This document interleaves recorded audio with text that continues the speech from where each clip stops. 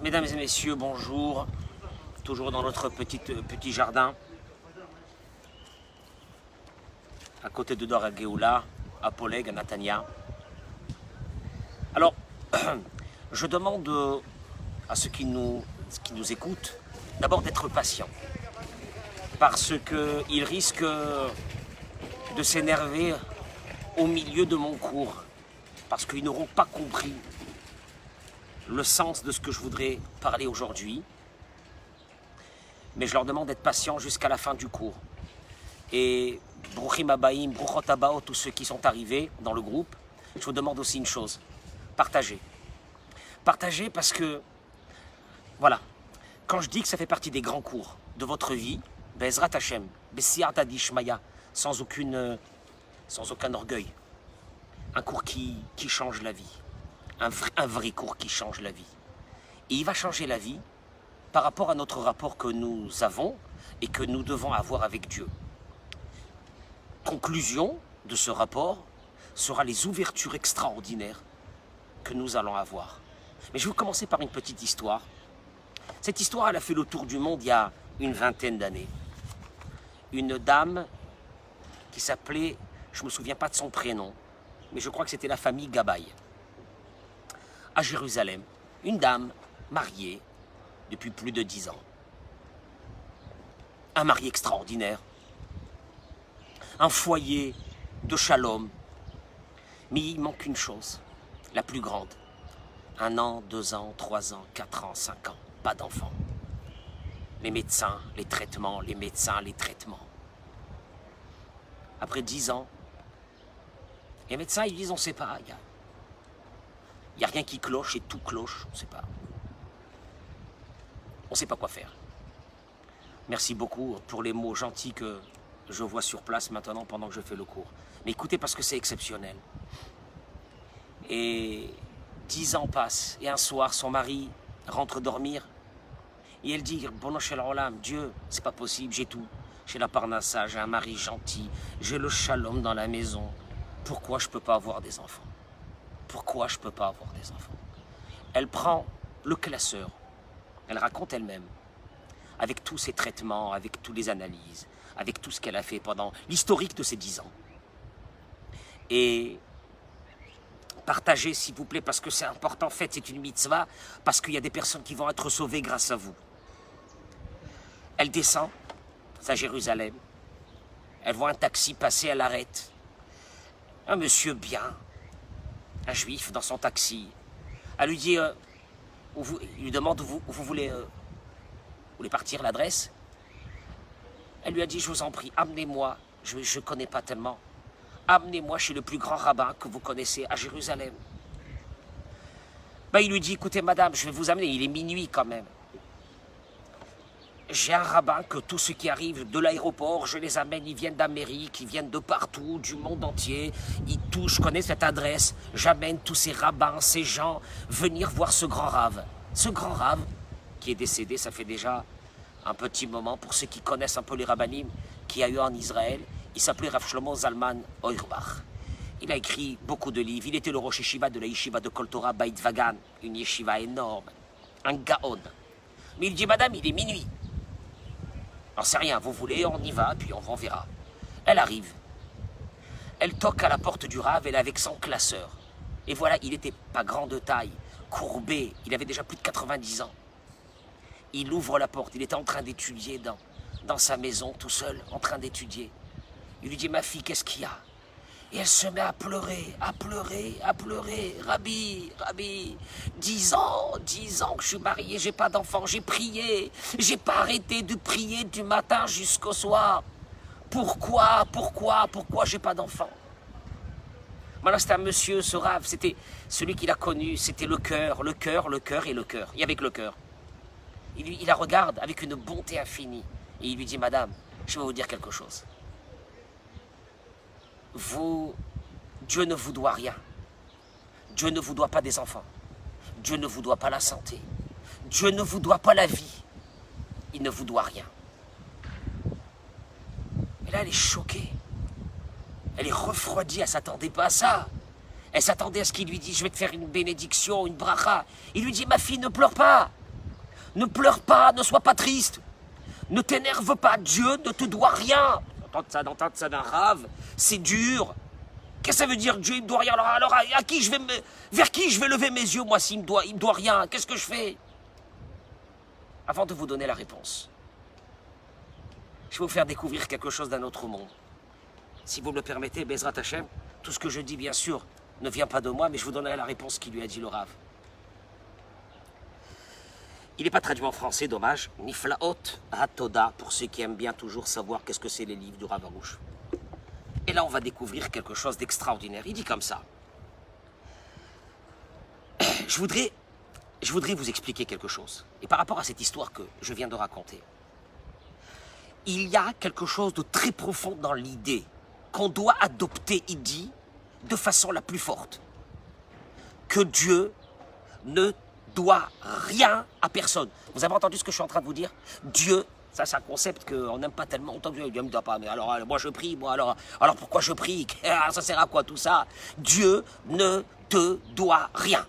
Tu entends déjà, c'est la première des choses. Et ça, il te dit, il faut que tu l'adoptes à l'intérieur de ton esprit, de ton cœur, de ta vie. Et il te dit, je te conseille de l'adopter le plus rapidement possible, cette idée-là. Que Dieu ne te doit rien du tout. Vous allez voir. Et il te dit, si tu l'as adopté, cette idée, c'est la clé. Écoutez-moi bien ce que je vous dis.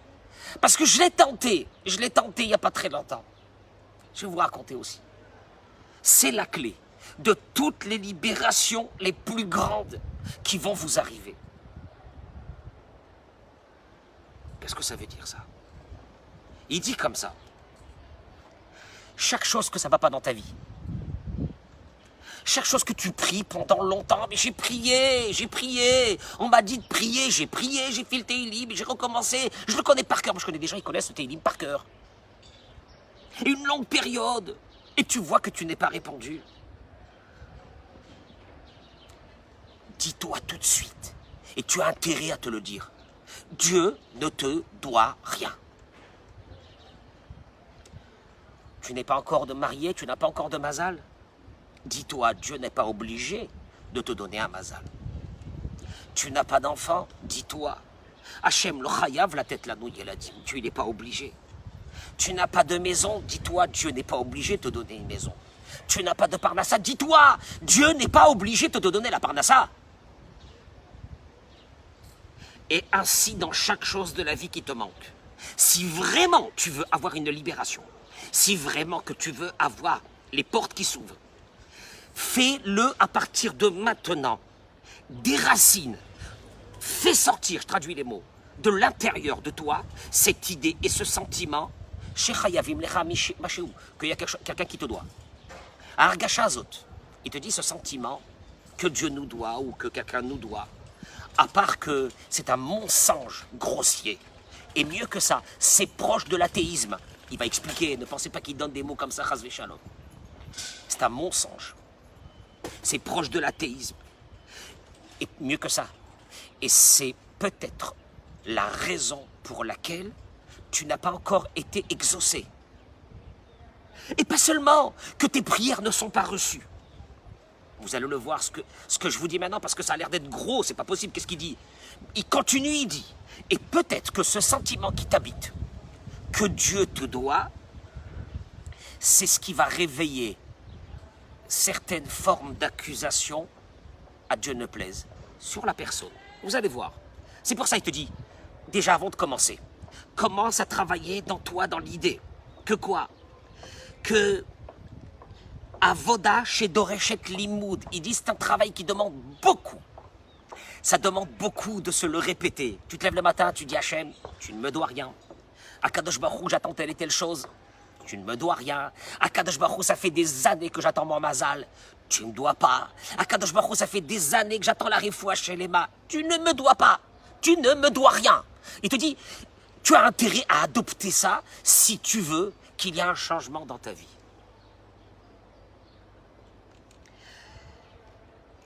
Et là, il commence, il dit, je vais d'abord vous expliquer comment on va nous percevoir quelqu'un qui est dans l'attente, quelqu'un qui pense qu'on lui doit.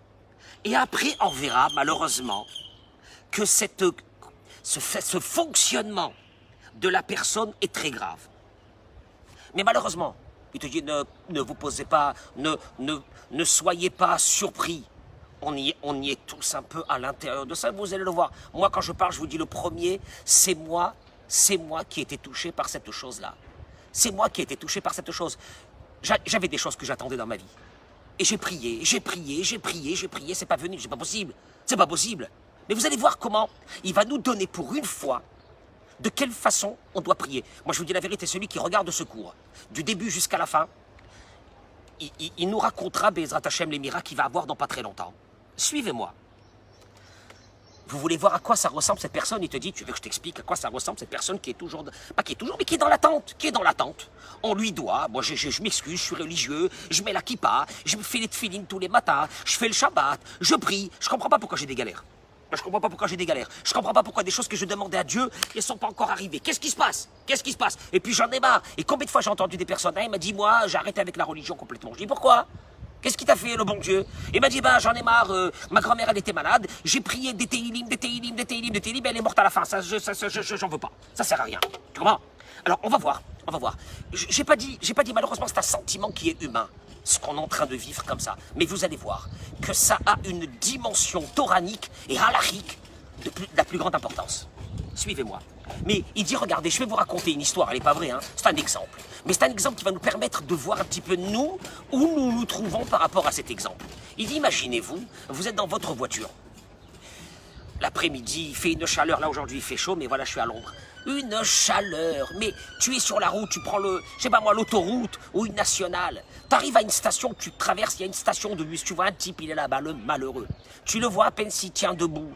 Il fait chaud, il est rouge, il est déshydraté, il est tout ce que tu veux. Toi, qu'est-ce que tu fais? Tu dis Rahmanout, un peu de pitié, un peu de miséricorde envers une créature humaine. Tu t'arrêtes. Baruch Haba, montez, monsieur, montez. Il rentre, il s'assoit.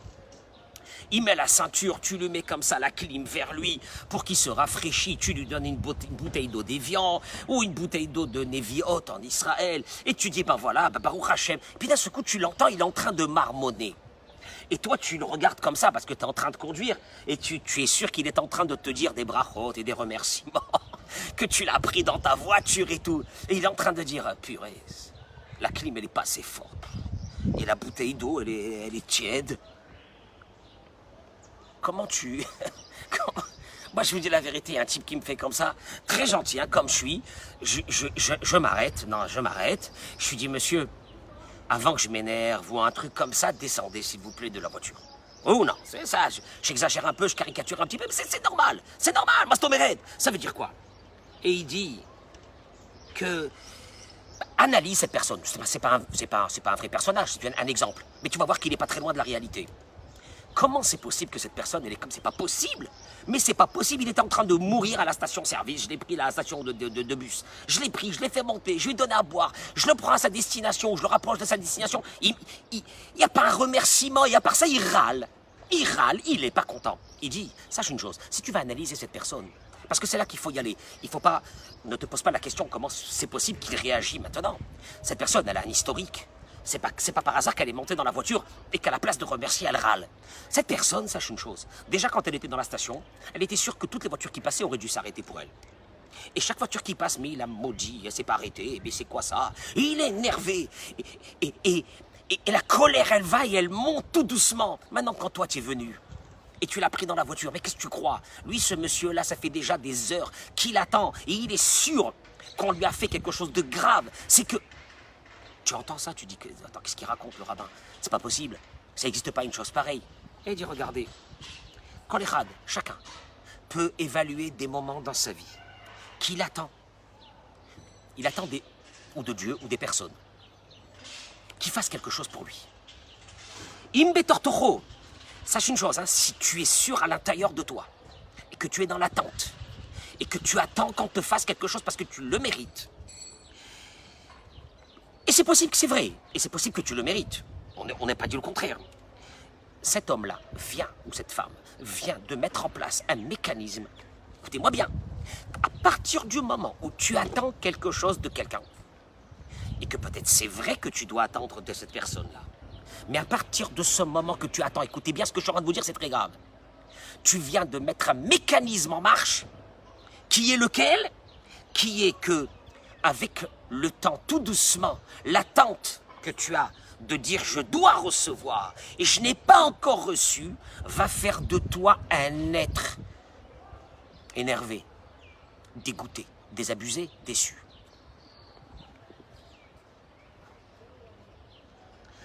Amafteach, je reviendrai sur ça dans 2 minutes. Les rogav et les shalva bachaim, tu vas être tranquille dans ta vie, tu vas être bien dans ta vie. Écoutez-moi bien, tu vas être bien dans ta vie, tu vas être heureux dans ta vie. Tu ne peux pas vivre une vie de déception. Je suis déçu de mes enfants, je suis déçu de ma femme, je suis déçu de mes parents, je suis déçu de mes amis, je suis déçu de la société, je suis déçu du bon Dieu, je suis déçu d'Israël, je suis déçu de la France, je suis déçu de tout.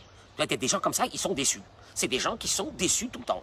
Il te dit, et je reviendrai sur la déception dans 2 minutes, il te dit une chose, tu veux vivre une vie dans le bonheur, être dans la joie, vis dans la certitude, je traduis les mots, Kdoshim, dans la certitude. Tu dois vivre dans la certitude que personne ne te doit quelque chose. Oh là là, mais moi toute ma vie c'est pour que les autres me... J'ai pour avoir le sentiment que les autres me doivent. Il te dit tu rentreras tout de suite dans la tristesse, dans l'énervement, dans la désillusion, dans la déception, parce que tu attends des autres. Dis-toi une chose. Afechad lo chayav likloum. Je traduis. Si tu fais quelque chose de bien à quelqu'un, lui, il doit sentir l'obligation de te faire du bien pour te rendre le bien, pour ne pas être un ingrat. Mais toi, tu ne dois jamais, en faisant quelque chose à quelqu'un, attendre le retour. Si le retour doit venir, il ne doit pas venir de ton attente. Il doit venir de la conception de l'autre. Que tu lui as fait du bien, il doit te le rendre. Il te l'a rendu, il te l'a rendu. Il te l'a pas rendu, il te l'a pas rendu. Mais dans les 2 cas, toi, tu ne dois jamais vivre dans une situation que j'attends de quelqu'un, vous allez le voir. Et il te dit, si tu vis comme ça, que tu attends de rien, jamais tu seras énervé. Toujours tu seras joyeux. Toujours tu seras tranquille. Regardez, qu'est-ce qu'il est en train de nous ouvrir ici. Tov. Il dit, mais quel est le lien entre ça et la prière? On avait commencé à parler de la prière, de Dieu, etc. Il dit, est-ce que vous connaissez, vous, quelqu'un qui se met à hurler dans la synagogue et qui commence à crier contre Hachem et qui dit, c'est quoi ça, c'est un scandale, je te prie, ça fait des années et tu me réponds pas. Non, on n'a jamais vu ça, Baruch Hachem. Mais malheureusement, il dit, la réponse, elle est que oui. Chacun qui est triste et qui n'est pas content de sa vie, qu'il est déçu de sa vie, ou les maasé koes à la chaîne. Vous allez voir, laissez-moi le temps d'expliquer. C'est quelqu'un qui est énervé contre Dieu. Je suis déçu. Je suis déçu que telle et telle chose, j'ai pas eu dans ma vie. Au fait, sur qui tu mets ta déception? Non, pas sur Dieu. Pas sur Dieu, je mets pas ça sur Dieu. Enfin bon, je suis énervé, quoi, comme ça. Non. Parce qu'il va dire à un moment donné dans son livre, il va dire, il faut appeler un chat un chat. Il faut mettre des noms. Parce que quand tu mets pas des noms sur la chose, tu as l'impression que bah, c'est normal. Non. Il te dit une chose. Quelqu'un qui est déçu de la vie, au fait, il est en colère contre Dieu. D'où il sait ça? Rabbi Nachman de Breslev, il dit la chose suivante, dans Sichot Haran. Il dit comme ça, Rabbi Nachman, dans le Perek Membet, Atzvut, la tristesse, ou Kemo Mishe ou Bekaas, ou bien celui qui est dans la colère, Kemo Shemitraev ou Mitlonen Alav Alachem. C'est quelqu'un qui est déçu et qui se plaint contre le fonctionnement de Dieu.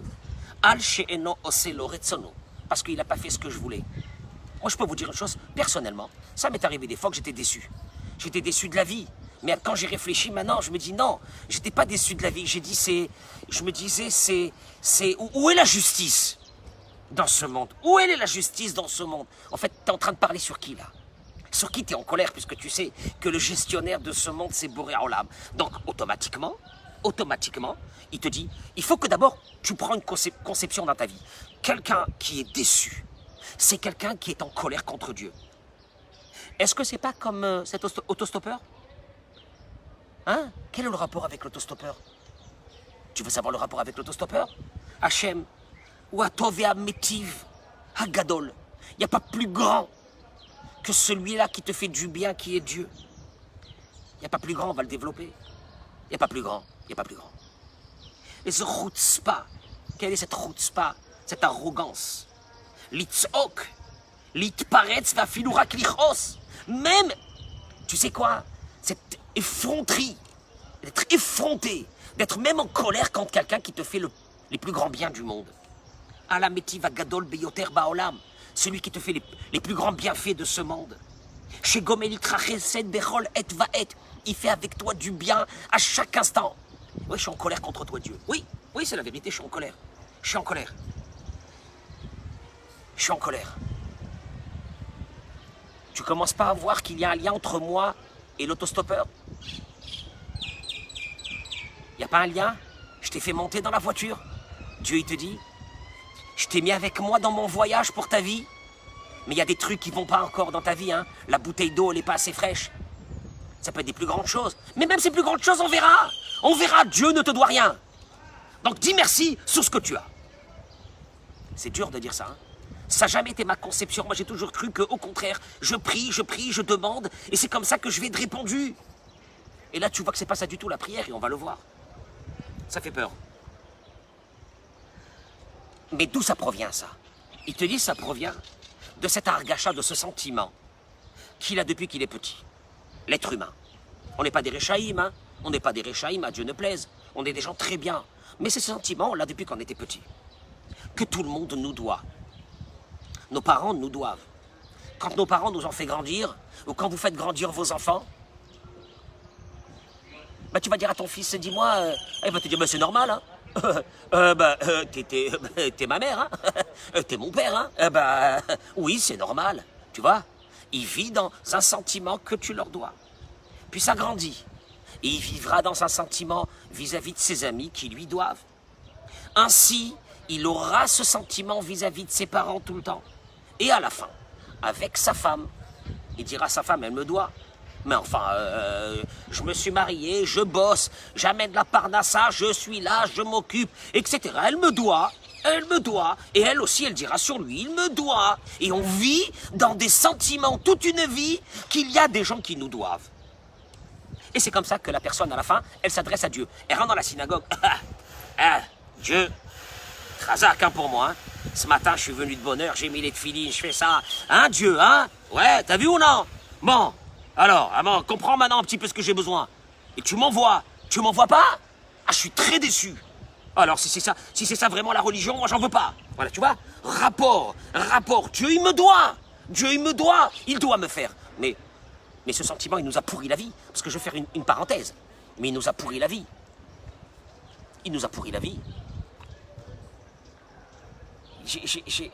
Dieu, il m'a donné à assister quelque chose.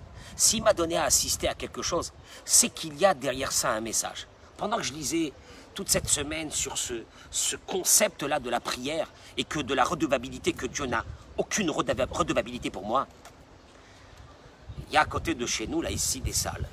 Et puis, il y avait une Brit Mila. Mon Dieu, qu'est-ce qu'on a assisté. On allait rentrer faire Mincha, puis on entend des cris. Et on voit les gens sortir de la salle, des hommes, des femmes, presque en train de se battre, presque... Et moi, je suis arrivé parce que j'ai eu peur qu'ils vont arriver à des coups. Et je vois une femme, peut-être la soixantaine, qui hurle, qui maudit... Elle maudit la belle-fille qui vient de faire la Brit Mila du petit-fils. Pourquoi? Parce que, voilà, elle, c'est la mère du garçon. Apparemment, il y a des problèmes. Apparemment, la belle-fille ne veut pas venir chez elle. Et là, elle a commencé à crier. Je lui ai donné 30 ans de ma vie. Je me suis occupé de lui. Tu sais qu'est-ce que j'ai voulu dire à cette femme? Moi, j'ai pas osé, hein. C'est dans ma tête. J'ai dit, si elle a cette douleur, et c'est normal, c'est parce qu'elle était en attente. Moi, je dis à tout le monde, écoutez-moi bien. Vous élevez des enfants, vous leur donnez votre vie. N'attendez rien. Oh, c'est pas normal qu'il dise ça. N'attendez rien. Pourquoi n'attendez rien? Et alors? Et c'est comme ça. Non. L'enfant, lui, il doit sentir le besoin le plus fort au monde de vous respecter parce que vous lui avez donné 30 ans de votre vie. Mais vous, n'ayez aucun sentiment. D'ailleurs, la Gemara, elle dit, je peux vous dire qu'est-ce qu'elle dit la Gemara, ne le dites à personne, hein, on est entre nous. La Gemara, elle dit que la mitzvah, l'obligation d'élever un enfant, c'est jusqu'à l'âge de 6 ans.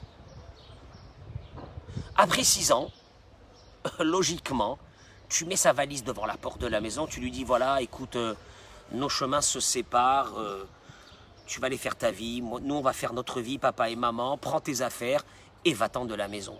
Et à partir de 6 ans, tout ce qu'on fait, vous savez c'est quoi? C'est du chesed. Les parents Écoutez-moi bien, les parents qui ont eu un bon rapport avec les enfants, c'est les parents que ce qu'ils ont fait, ils attendaient rien en retour. J'attendais, lui, l'enfant, il doit savoir que toute sa vie, il te doit sa vie. Lui, c'est lui, pas toi. Lui, il doit avoir ce sentiment. Mais toi, j'ai fait chesed avec mes enfants, c'est tout. Après ça, ils ont pris leur liberté. Ils ont fait, tant mieux. Ils n'ont pas fait, je suis pas déçu.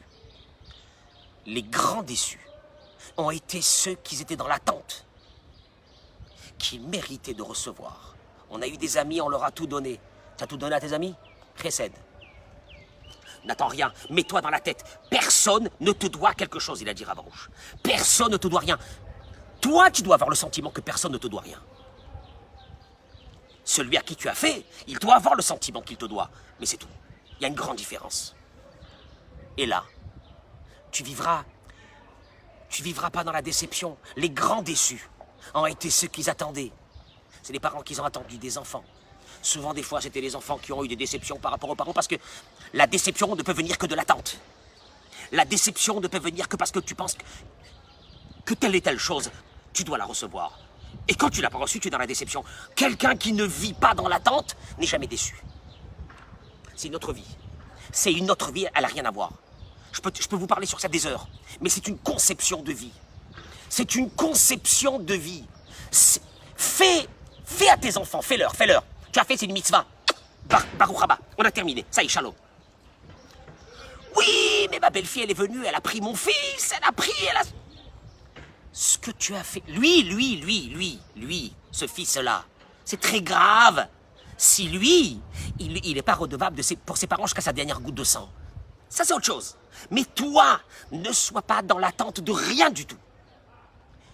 Un mari, il est déçu à la maison. Monsieur est déçu. Pourquoi il est déçu? Parce qu'il attend. Tu attends qu'elle te fasse que si, que là. Monsieur est déçu. Madame, elle est dans l'attente. Elle attend que le mari lui fasse. Elle est dans la déception. Notre vie peut être détruite juste par rapport à ce paramètre. Celui qui a le sentiment dans sa tête. Parce que depuis qu'il était petit, on lui a fait rentrer ça. Oui, mon fils, on lui doit. Et donc il vit une vie. Moi, je connais quelqu'un. Je ne dirais pas de nom, mais je connais quelqu'un. Ah, il m'a dit, moi, c'est une catastrophe, ce pays, Israël.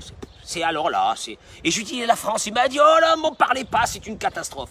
Et puis, il continue à parler. Je lui dis, mais vos enfants, il me dit, oh là là, mes enfants, alors je ne veux même plus entendre parler. Et ma femme, c'est comme ça. Hachem et Rachem, il m'a fait chaud. Tu es quoi? Il est déçu.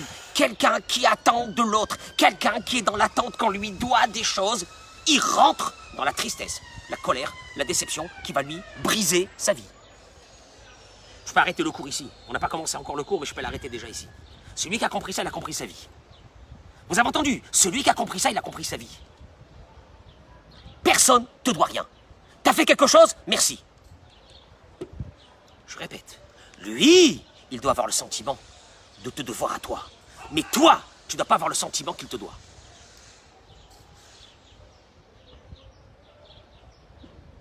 Et là, il te dit, Nachon chez Zenishma Nora, il te dit, c'est terrible hein, ce qu'on est en train de dire là maintenant. Oh là là, c'est dur tout ça. Aval Rabbi Nachman Omer, il dit, chez Kol Adam Atzouv, toute personne triste, désabusée, énervée de la vie, ou Bidiouk, ou Koes Alaboré, il est énervé sur Dieu. Il est énervé que sa vie, elle est comme ça. Il est énervé que son destin est comme ça. Il est énervé qu'il n'a pas eu son mazal alors que toutes ses copines et ses copains ils se sont mariés. Oui, il a raison. Il a mal. Mais si tu réfléchis bien, c'est dur ce que je vais dire maintenant. On a très mal ou on a un peu mal. On a très mal, c'est quand on est déçu. Je ne m'attendais pas que Dieu me fasse un tour pareil dans ma vie. On peut avoir mal parce que malheureusement on n'a pas eu encore son mazal et on verra comment on va faire pour l'amener. Bezrat Hashem. Mais on peut avoir très très mal parce qu'on est en colère. On est déçu. Alors nous on appelle ça, on est en colère contre la vie. Ça veut rien dire. Dis les mots. Je suis en colère contre toi Dieu. Je ne m'attendais pas à ce que tu me fasses une chose pareille. En d'autres mots, tu es en train de dire Dieu te doit. Et vous allez voir. Davarichon. N'oubliez pas une chose, quand on dit que Dieu ne te doit rien, ça ne veut pas dire que Dieu ne veut pas te faire. tout le tahlit, tout le but que Dieu a mis des êtres humains dans ce monde, c'est pour leur faire du bien. Il n'y a pas quelqu'un qui peut arriver au summum de chesed que Dieu y fait avec l'être humain. Ahava, d'Akadosh Baruch Hu, avat olam, ahavtanu, on le dit dans la prière. Mais un amour éternel avec Dieu. Mais Dieu, il aime tout le monde, il aime le rachat, il aime le tzaddik, il aime le religieux, il aime pas le religieux. Il aime celui qui est très loin, celui qui est proche. Il aime tout le monde, on est ses créatures. Il nous adore. Dieu nous adore. Ça, il faut le savoir. Ça n'a rien à voir. Entre du fait que je te dise que Dieu ne te doit rien et que Dieu t'aime, ça n'a rien à voir. Dieu t'adore, Dieu il t'aime, Dieu il est prêt à faire tout pour toi. Et Dieu il fait tout pour toi. Parce que c'est très important d'avoir cette notion dans la tête. Que s'il y a quelqu'un qui nous aime vraiment dans ce monde, c'est Akadosh Baruch Hu. Son amour, on va le voir, son amour, elle est infinie. Elle est infinie, c'est même pas de l'amour humain, c'est même pas quantifiable, c'est rien. Il m'aime, mais il ne me doit rien. Il m'aime, mais il me doit rien. Il m'adore, mais il ne me doit rien. Et vous allez voir où ça va nous amener. J'avance un petit peu. Il dit Ravarouche, karas lo magyar mishumakom. Il dit Ravarouche, la colère ne vient pas de nulle part. Karas magyar mi marshava, la colère que tu peux avoir en ton cœur, elle vient d'une idée que tu penses, que tu méritais d'avoir. Et tu n'es pas content de ce que Dieu a fait de ta vie. Et si tu es déçu de ta famille, et si tu es déçu de tes amis, et si tu es déçu de la communauté, et si tu es déçu du monde entier, parce que tu es quelqu'un qui attend. Tu es quelqu'un qui a un sentiment qu'on lui doit lui faire. Et je répète, personne ne te doit rien. Tu m'as entendu? Il faut que dans ta tête tu te dises, personne ne me doit rien. Ce que j'ai fait, je l'ai fait. Ce que je l'ai fait, c'est du chesed. Ce que j'ai fait pour mes enfants, je leur ai donné ma vie, c'est du chesed. Dieu ne me doit rien. Bon, alors si c'est comme ça, pourquoi je vais rentrer dans la synagogue, hein? Ça commence à devenir un peu sérieux cette histoire. Alors ça sert à quoi que je vais prier? Vous allez voir dans 2 minutes. Et nous, on a vécu avec ce sentiment que d'être déçu, c'est normal, ça fait partie des humeurs de la personne. La vie n'a pas été... elle n'a pas été gâtée par la vie. C'est normal qu'elle soit déçue. Contre qui? Pas contre toi. C'est rare d'être déçu contre soi-même, contre sa famille, contre ses parents, contre l'éducation qu'il a reçue, contre ses frères et ses sœurs, contre le bon Dieu. Bah oui, il m'a pas gâté lui aussi. Lui aussi m'a pas gâté. J'ai vu autour de moi tout le monde faire sa vie, et moi je suis resté comme ça en rade. Etc., à tous les niveaux, matériel et spirituel. Matamit palais, il dit. En quoi tu as des je comprends pas pourquoi Dieu m'a pas répondu. Est-ce que Dieu te doit quelque chose? Est-ce que même tu penses un instant que le mérite que tu as de prier et de dire merci à Dieu, c'est déjà quelque chose d'extraordinaire? Vous allez voir. Il te dit, c'est pas ce qu'il est en train de dire, c'est pas des choses chassidiques, ni philosophiques. C'est la halakha et c'est le Talmud. Quand je dis la halakha, mesdames et messieurs, j'ai toujours l'habitude de vous dire, une halakha, il n'y a pas de discussion sur une halakha. C'est-à-dire qu'elle n'est pas assujettie à des sentiments ou à des choses comme ça. Une halakha, c'est une halakha, c'est clair. Et une halakha ne rentre pas dans des domaines qui sont sentimentaux ou autres. C'est la loi.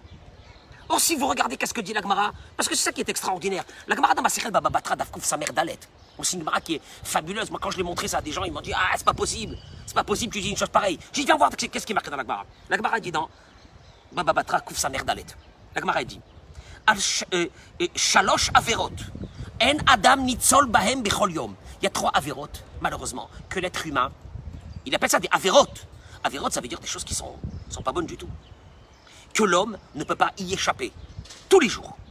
Et mince, il y en a 3. Ah ben déjà, il y en a 3, on est sûr qu'on les fait tous les jours, malheureusement. 1, Hirur Avera. Celle qui est de... Hirur Avera veut dire celui qui a des mauvaises pensées. Des mauvaises pensées sur de la débauche, ou des mauvaises pensées sur des gens, ou des mauvaises pensées sur des choses comme ça. La pensée, même la pensée, elle a un fonctionnement dans l'être humain par rapport à sa façon de vivre, la pensée. Deuxième, la shonara. Eh oui, la shonara. La shonara, c'est vrai, malheureusement. Et le troisième, il appelle ça Riyun, je vous le dis en hébreu parce que c'est grave, Riyun Tefila. C'est quoi Riyun? Ça vient du mot Aïn. C'est quoi Riyun Tefila? Qu'est-ce que ça veut dire ça? Et Rashi explique. Alors Rashi, il explique assez court dans Baba Batra, mais dans Brachot Dafnun He Abud Aleph. Là-bas, Rashi, il explique encore mieux. Il dit, qu'est-ce que ça veut dire Riyun Tefila? C'est une avéra. Oui, c'est une avéra. Et malheureusement, on en fait presque nous tous les jours. C'est quoi? Il dit, Adam Omer Belibo, un homme qui dit dans son cœur, J'étais assez bakashato les filles chez Itpalel Bekavana. Quelqu'un qui dit, Dieu, là ce matin, j'ai fait une prière, j'ai fait un télim de folie avec une kavana. Et alors? Et donc, dans son cœur, tu dis, Dieu, faut que tu exauces. Il faut que tu exauces ma volonté parce que j'ai fait une prière de fou. Vers Marshava, il dit Rashi. Et cette pensée, suivez-moi les mots. Je vous dis rien, c'est la Gemara. La Gemara dit, parmi les Averot, on a ce qu'on appelle Iyun Tefila. Iyun Tefila, il explique Rashi. C'est quelqu'un qui fait une prière de folie et qui dit à la fin de la prière, Dieu va exaucer mes vœux parce que j'ai prié très fort. Il dit, celui qui pense comme ça, mais Oreret qui trougala Adam, elle amène des accusations sur la personne. Mince. Ou maskiret avonotav, et elle rappelle ses fautes. Qui a lié à marshava hazo, car à cause qu'il a eu cette pensée-là, qu'il est méritant maintenant qu'il a fait une belle prière. Alors dans le ciel, on dit, monsieur, il a dit qu'il est méritant, on va vérifier. Peut-être que c'est vrai, hein, peut-être que c'est vrai qu'il est méritant. Et il a une grosse demande, il a une belle demande, là. Faudrait voir si on peut lui donner. Alors, dans le ciel, ils disent, apportez-nous son dossier. Et on va vérifier, Bezrat Hashem, que s'il est méritant, on lui donne. Et malheureusement, quand on ouvre nos dossiers, c'est pas une bonne chose. C'est pas une bonne chose du tout. Il vaut mieux pas qu'on nous les ouvre. Le seul jour où on ouvre notre dossier, c'est le jour de Kippour, quand Kadesh Baruch Hu, il prend le Satan et il lui ferme sa bouche. Parce que c'est très dangereux.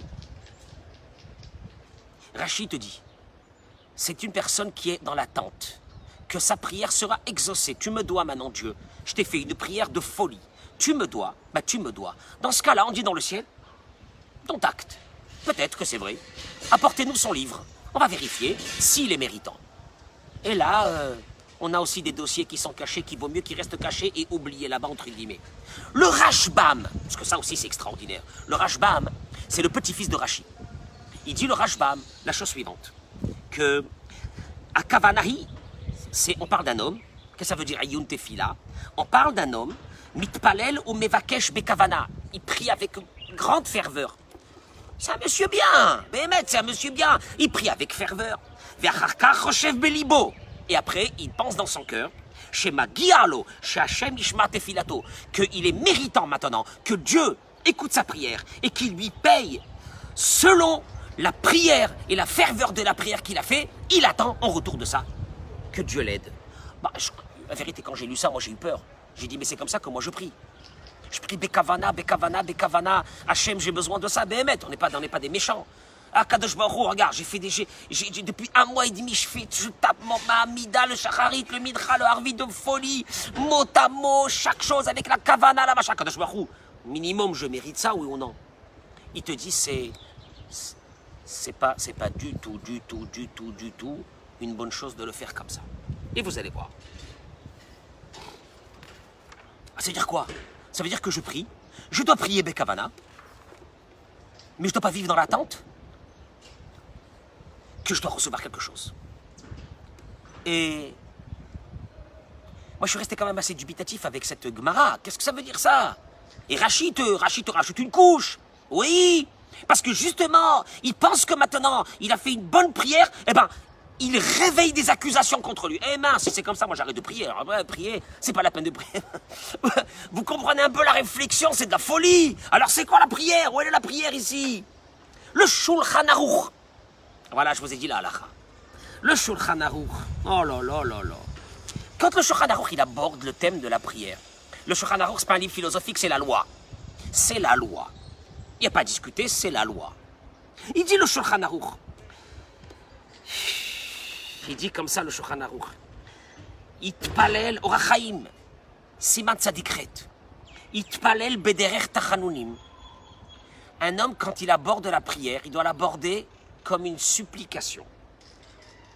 Et il te précise que ça veut dire supplication. Supplication, je supplie. Non. Kirash Hamevakesh bapetar. Comme un pauvre qui tape à une porte. Quand un pauvre, il tape à une porte, on peut lui ouvrir la porte comme on peut ne pas lui ouvrir la porte. Bon. Si on lui ouvre la porte, eh ben tant mieux. Si on lui a pas ouvert, il va pas dire « Ah, je suis énervé, ils m'ont pas ouvert la porte et moi j'ai faim. Et c'est quoi ce scandale ?» Pas du tout. Il peut rien dire. Il faut que tu abordes la prière comme un pauvre qui tape à une porte. Et donc, on appelle ça Matanat Rinam, cadeau gratuit. Hein? Donc, quand je dois m'aborder devant la Hamida, et que je fais une Hamida de folie, un Shmon Esrei de folie, un Teilim de folie, je fais un Perek Shira de folie. Rien, tu tapes à une porte comme un pauvre.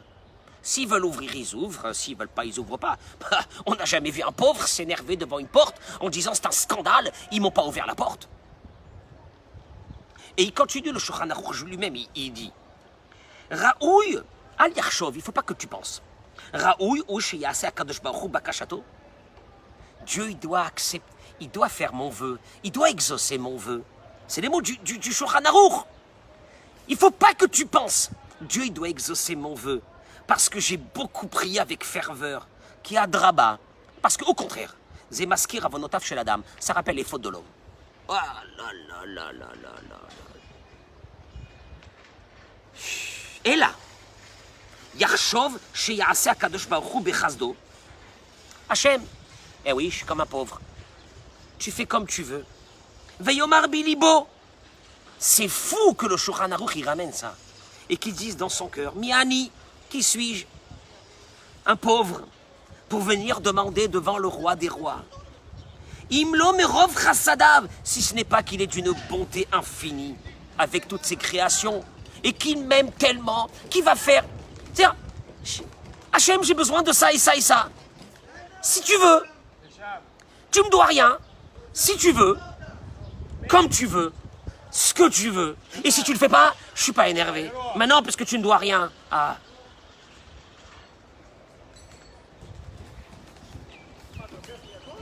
C'est la halakha. Ce que je viens de vous dire, c'est la halakha. Il n'y a pas à discuter sur la halakha. Moshe Rabbeinu a été le premier.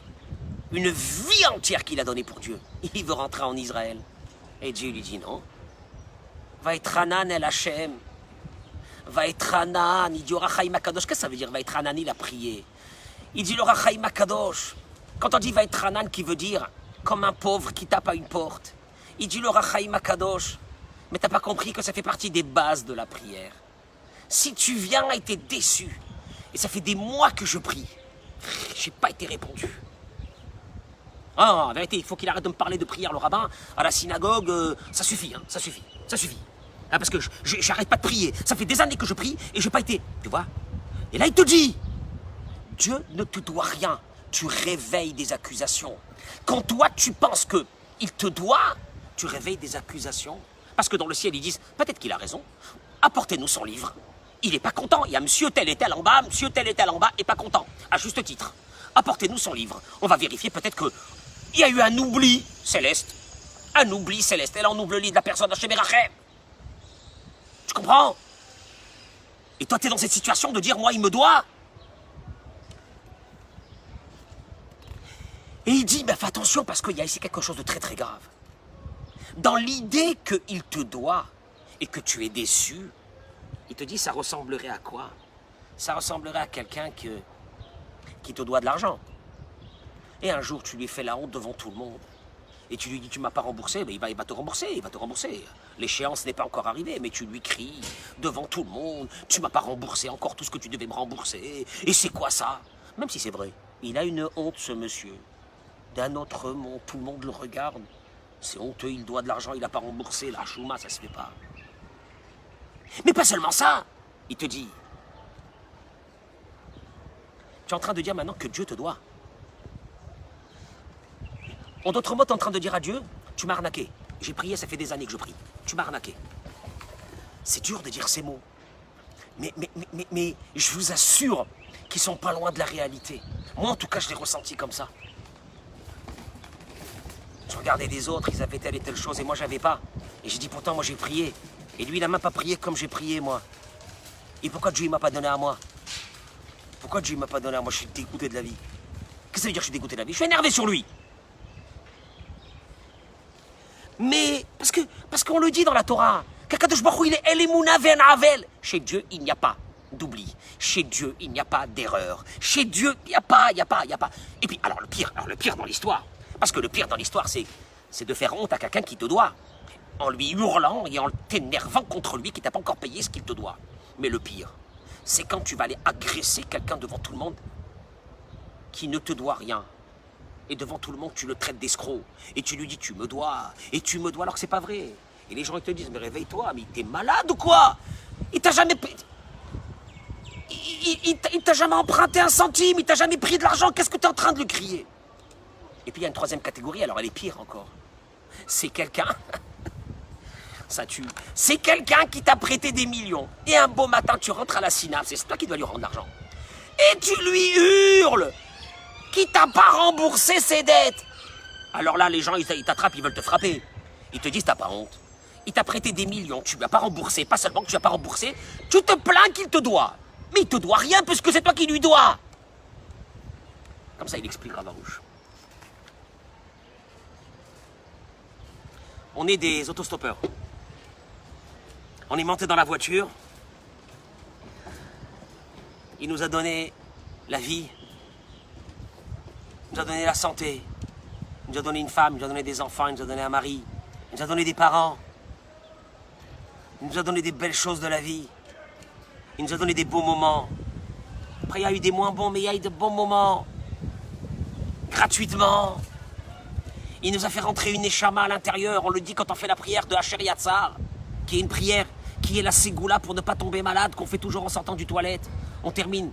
Refait kol basar ou mafli la asot. C'est lui qui guérit toute chair. Ou mafli la asot. Mafli vient du mot pélé. Pélé, ça veut dire... Et il fait un miracle constant. Et non, ça, je dis, c'est quoi le miracle constant? C'est que notre corps est rempli d'orifices et notre âme, elle ne sort pas. Quand tu sais que quelqu'un quitte ce monde, tu ne peux pas retenir son âme. Tu ne peux rien faire. Elle sort par la bouche, elle sort. Le médecin qui est à côté, il va te dire, on n'a rien pu faire. Et la neshama, elle est là à l'intérieur de mon corps et elle ne sort pas. Eze chesed. Je suis monté dans la voiture. Il m'a fait monter à Kadosh Baruch Hu dans cette voiture. Aïe, aïe, aïe, quel chesed. À la place d'être dans une situation de dire « je suis déçu » et de vivre dans une déception constante des choses que tu n'as pas, tu vas commencer à changer maintenant parce que c'est ce qui va t'amener à la libération. Commence à remercier Hachem sur ce que tu as. Commence à remercier Hachem sur ce que tu as. Qui a boré, un Rahman Omer, l'école Echad Vivitanu. Parce qu'au fait, Dieu qu'est-ce qu'il nous dit?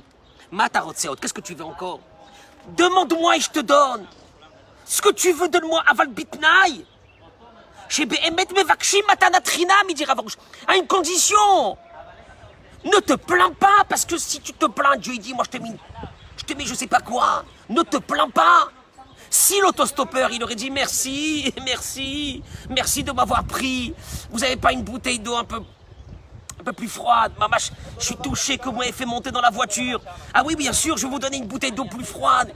Et si ça vous dérange pas, vraiment merci pour la clim que vous avez mis. Si vous pouvez mettre un peu plus parce que je suis très très chaud. Mais bien sûr. Mais c'est pas que ça, tu vas lui dire, je vous amène où vous habitez parce qu'il s'est tellement confondu en remerciement.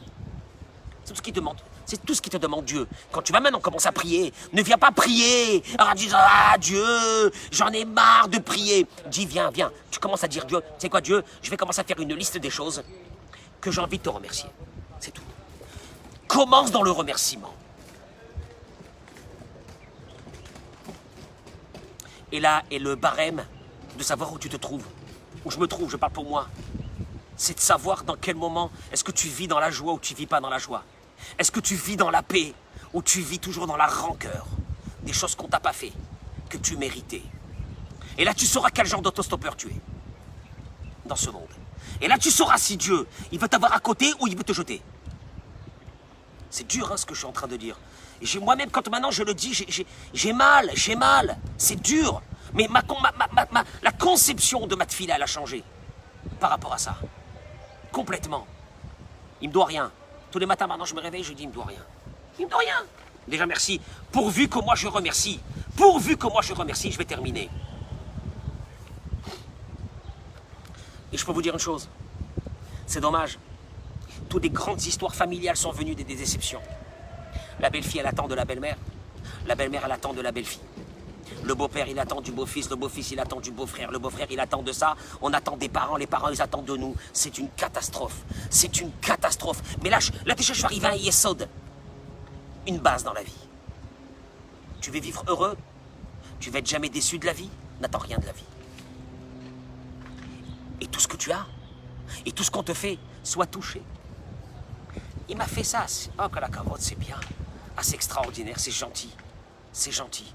Ça nous change, hein, complètement, là, hein. Ça nous change complètement. Mes enfants ne me doivent rien. Moi, je me rappelle, j'avais dit à ma femme, bon, on a marié 2 enfants. J'ai dit à ma femme, faut qu'on oublie tout ce qu'on leur a fait. Tout ce qu'on leur a donné, notre vie. Tout. Maintenant, c'est nos enfants. On les aime. Ils ne me doivent rien. Dans ma tête, ils me doivent rien. Je vous assure qu'ils me doivent rien. Vous savez, ça fait des années que je me dis, je fais du chesed avec mes enfants. J'ai fait du chesed avec mes enfants. J'ai fait du chesed avec ma femme. Ma femme, elle fait du chesed avec moi. Je fais du chesed avec mes beaux-parents. Mes parents, je fais pas du chesed. Mes parents, c'est ma vie. Et eux, ils me doivent rien. Ils me doivent rien. Mes parents, ils me doivent rien. C'est moi qui leur dois. Moi, par rapport à mes enfants, moi, je sens qu'ils ne me doivent rien. Eux, ils doivent sentir qu'ils me doivent, mais moi, je sens rien. Mais rien du tout. Mais tu sais comment ta vie, elle change? Tu rentres dans un endroit, t'as pas, oui, mais on m'a pas respecté, on m'a pas fait, on m'a pas ci, on m'a pas là, on m'a pas souri, on m'a pas... J'attends rien. J'attends rien de personne. Tu sais pourquoi? Parce que personne ne te doit rien. Inclus Dieu. Ah ben là, on va commencer une nouvelle vie. Et là, Rav Shlomo Zalman Auerbach, il dit à cette femme, je peux vous donner un conseil? Ah, elle voit un sourire, elle comprend qu'il n'a pas jeté. Elle pensait qu'il voulait se débarrasser d'elle. Madame, Dieu ne vous doit rien, il ne vous doit pas des enfants, il ne vous doit pas. Tu te rends compte quand elle entend ça d'un grand rave comme ça? Il lui dit, madame, un conseil que je vous donne. Allez chez des personnes qui n'attendent rien de vous. Et commencez à faire du bien avec eux. Ils n'attendent rien de vous. Faites du bien avec quelqu'un qui n'attend pas de toi. Comme ça, Dieu, que tu n'attends pas de lui, il te fera aussi à toi du chesed. En fin de compte, qu'est-ce qu'il lui a dit?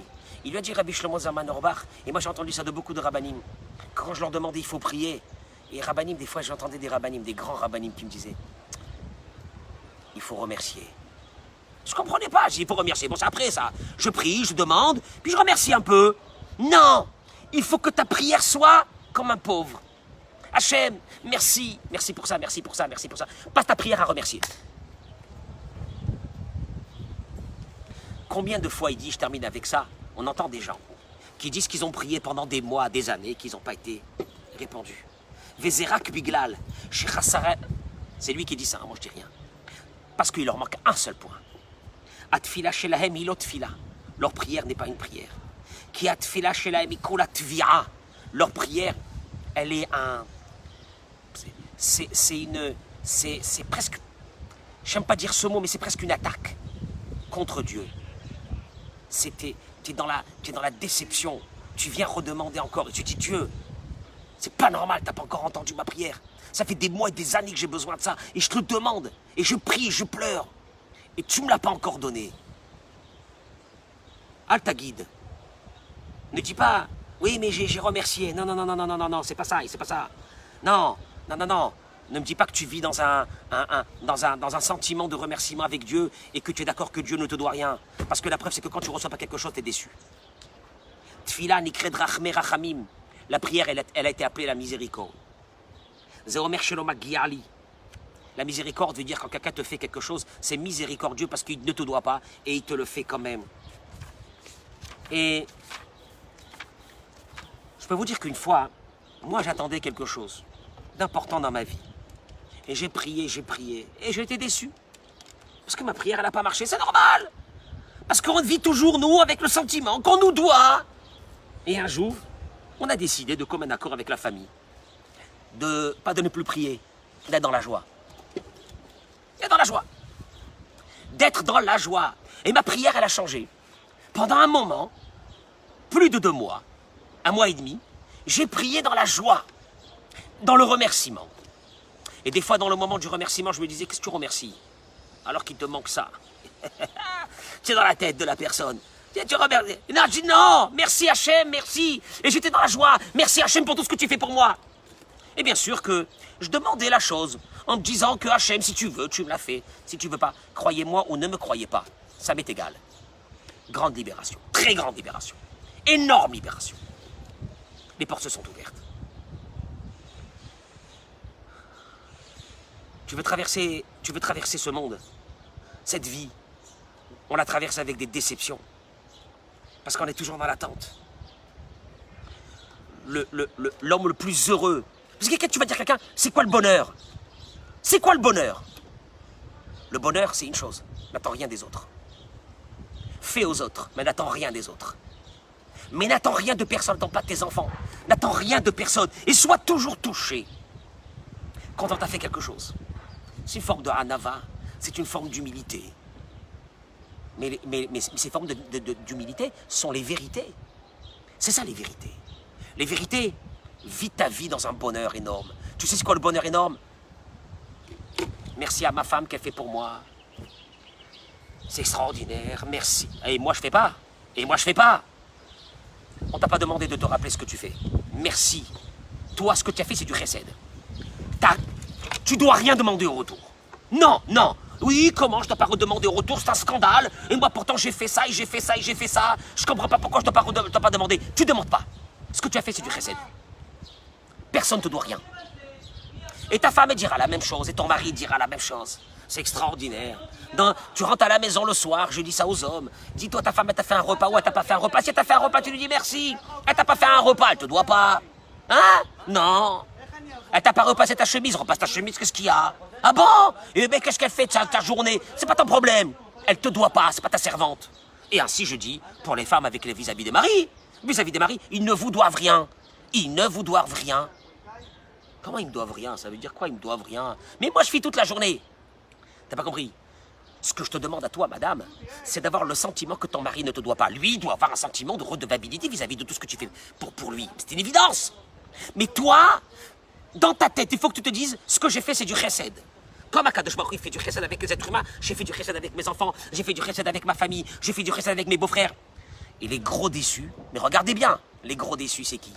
Les gros déçus, c'est ceux qui sont... Moi, je suis déçu. Je suis déçu. Pourquoi t'es déçu? Vas-y, vas-y, balance le morceau. Pourquoi t'es déçu? Pourquoi t'es déçu? Vas-y. Parce que je pense que je méritais. Tu vois? Voilà. T'es dans l'attente, t'es déçu. Il dit Rabbi Nachman de Breslev, celui qui est dans la déception, il est dans la colère. Et celui qui est dans la colère, il est dans la colère d'abord de Dieu. Parce qu'il a déçu par rapport à la vie qu'il a eue. Voilà. Vous pouvez essayer ce que je viens de vous dire.